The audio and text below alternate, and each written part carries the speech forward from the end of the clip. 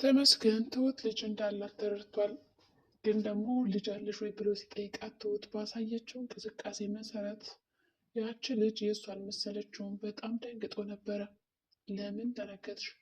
ምንድን ነው በማለትም ጠይቃት። ትሁት ግን አይ በቃ ምንም አይደለ በማለት እንደምንም አድርጋ እሱ ካለበት ቦታ ለመሸሽ ሞክራለች። ይሁን እንጂ ተመስገን ትሁት ከማንም ትውለድ ከማን ያን ያረገዘችውን ልጅማ አይኔ እያየ ከአንድ ላይ እንዲሆኑ አልፈቅድም፣ ሁለታቸውንም ከዚች ምድር ላይ አስወግዳቸዋለሁ በማለት ይፎክራል። እንግዲህ ለምንድን ነው እንደዛ ብሎ ያሰበው? ትሁት ከሌላ የወለደች ስለመሰለው ነው በእርግጥ እንጂ የእሱ ልጅ እንዳልሆነች አላወቅም። ትሁትም እንዴት አወቅ ደግሞ የምልጅ ነው አረ የለኝም በማለት ከሸመጠተችውም በኋላ ወደ ቤት ሄዳ ማሰቧን ጀምራለች። በእርግጥ ትሁት ቲና ይህንን ሚስጥር አውቃ ዝም እንደማትል አውቃ ነበረ። ሄዳ እንደምትነግረውም ገምታለች። እያንዳንዱ እንቅስቃሴዋ በሙሉ በእርግጠኝነት ታደርገዋለች፣ ትነግረዋለች ብላ ስትጠብቅም ስትገምትም ነበረ። ከገመተችውም በላይ እንግዲህ ቲና እውነትም ነግረዋለች። ተመስገን ግን በመጀመሪያ አላመንም ነበር። ቆይ ቲና የደበቅሽ ነገር አለ ንገሪ፣ ምንድን ነው በማለት ሲያፋጣን ነበረ። አጭሪትም እንግዲህ አረ ምንም የለም አንተ ከምታውቀው በላይ በማለት ነበር ለመሸምጠት የሞከረችው። እሱ ግን ሊሸወድላት አልቻለም።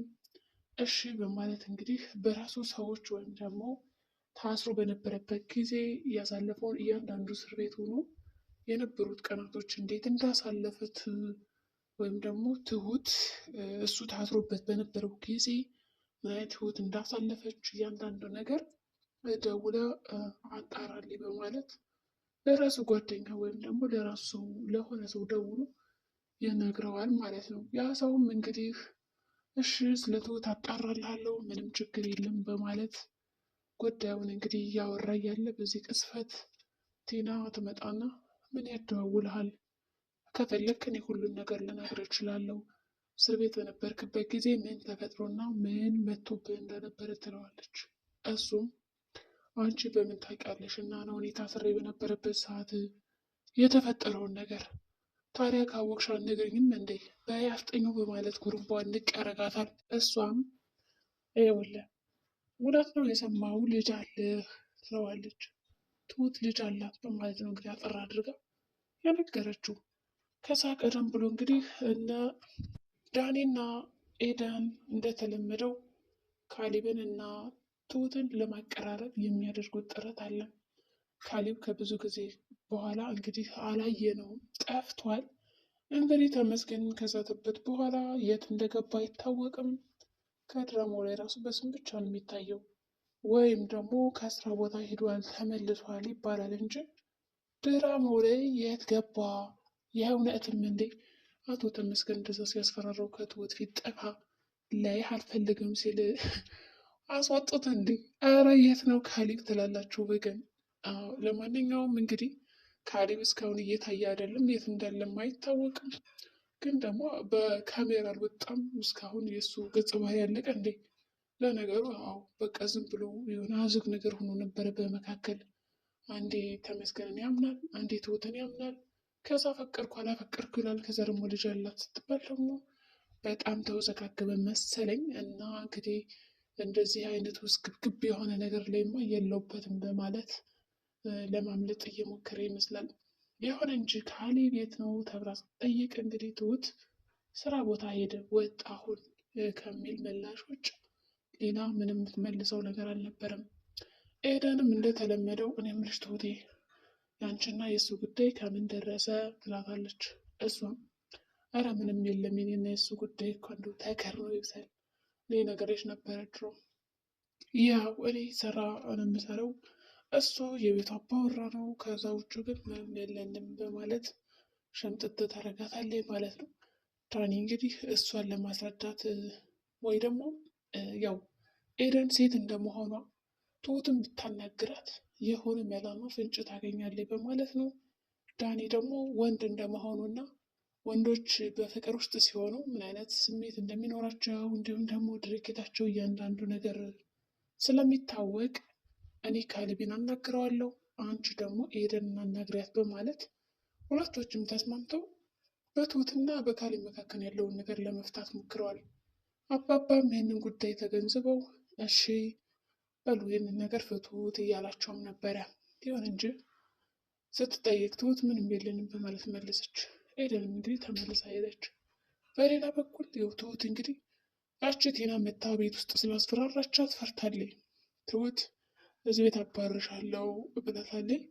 እንደገና ደግሞ ትሁትም ቆይ እዚህ ቤት መባረርሽን ረስተሽ ነው እንዴ ተመልሰሽ መጣሽ አለቻት።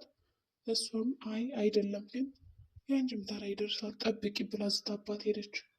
በዚህ ቅስፈት እንግዲህ ወጥታ በጣም ትክዝ ብላ የሆነ እያሰበች ነበር። አባባ መጣና ትሁት ብሎ ቢጠራት እየሰማች አይደለም። በሀሳብ ስምት ብላ ስለነበረ ምን ሆነሽ ነው ይላታል።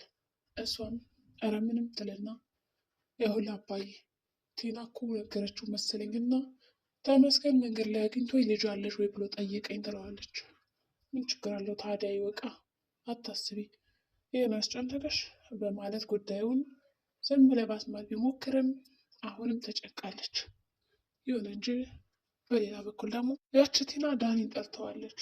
ያው ትልቅ እድል እንግዲህ ስላሸነፈች ሚስጥሩንም ለሁሉም ስለተናገረች አሁን የቀራት ነገር የለም እና ለምን የደስታ የተካፋይ አትሆንም ና ትልና ደውላ እንጠጣ ትለዋለች።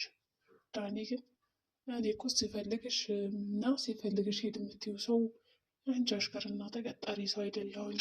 ስለዚህ ከዚህ በኋላ እኔና አንቺ እንደው መገናኘት የለብንም። መጠጣት ከፈለግሽ ለብቻሽ ሄደሽ ጠጪ እንጂ እኔ ከአንቺ ጋር ምንም የምሆንበት ምክንያት የለኝም።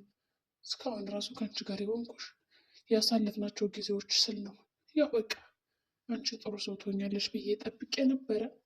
ግን አንቺ ከቀን ወደ ቀን እየባሰብሽ እንጂ እየተሻሻልሽ አትመጭም። ስለዚህ እኔ ከአንቺ ጋር አልጠጣም፣ ሂጂና ብቻሽን ገትች ይላታል። የራሰ ጉዳይ ምንድን ነው እንደዚህ የምትንጣጣው? ቆይ ግን አንተ እኮ የኔ ፍርፋሪ ለቃሚ ነበርክ ትለዋለች። ዳኒም ከሴት ላይ እጄን አላነሳም አልሳሳትም በማለት ከተቀመጠበት ጠረጴዛ ብድግ ብሎ ነበር የሄደው በክብሩ። እንግዲህ ቲና ሁሌ የዳኒ ጥገኛ ናት። የምትኖረውም ከዳኒ ቤት ነው። ግን ደግሞ ዳኒን በዚህ ልክ ዘቅ ማድረጉ አስፈላጊ ነው ብላ አይተዋል መሰለኝ። ጥሏት ሲሄድ ግን ያው ተመልሳ የመጣችው ወደ ተመስገን ነው። ከተመስገን ከመጣች በኋላ ስልክ እያወራ ስላገኘችው ይኸውልህ ልጁ ያንተ ነው ትለዋለች። ከዛ በኋላ ተመስገን እንግዲህ የሚይዘው የሚጨብጠው ይጠፋል። እንዴት ሊሆን ይችላል? በእርግጥ ቲና መጀመሪያ ልጅ አለ ስትለው አላመናትም። በሁለተኛው ስነግረው ነው ያመናት። ከዛ በተጨማሪ ደግሞ ልጁንም እሷንም መገላት ሲል ነበረ። እሱ የመሰለው እንግዲህ ከሌላ ሰው እንደወለደች ነው። ግን እሷ ተደፍራ ስለነበረ ምንም የሚያስታውሰው ነገር የለም መሰለኝ። እኔ ሳስበው የተመስገን የሆነ መርዝ ነገር ምናምን አጠጥተውት ከዛ በኋላ ራሱን አስተው እንዴ የደፈራት እንዴት አያስታውስም?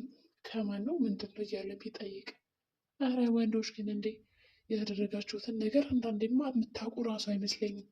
ከዛ አንጻር እንግዲህ ደንግጦ በሰው ይቀራል። አሁን እንግዲህ ቲና በልጁ ታስፈራረዋለች ወይስ ደግሞ እንዴት የሚያደርግ ሁለቶችም ገሏቸው ነው የሚሄድ ወይስ ደግሞ ተመስገን የትሁትን ልጅ ሊቀማ ይችላል? ትሁት ልጇን ካጣች እንግዲህ የምትኖር አይመስለኝም። እስካሁንም ደብቃትና ለእሷ ብላ ነው የቤት ሰራተኛ የሆነችው። የተመስገን ውሳኔ ምን ሊሆን ይችላል ብላችሁ ታስባላችሁ? እንግዲህ የዛሬ ውሳኔያችን ይህን ይመስላል። በቀጣይ ቪዲዮ እስከምንገናኝ መልካም ጊዜ